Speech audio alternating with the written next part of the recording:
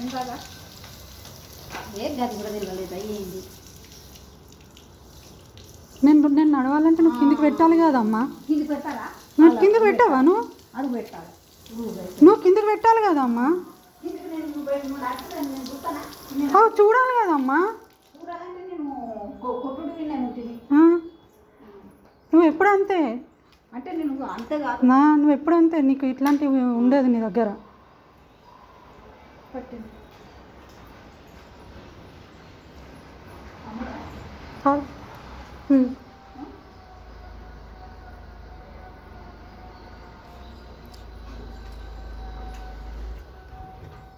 నేను నడుస్తున్నా కిందికి అంటదేమో అని నేను అనుకుంటున్నా.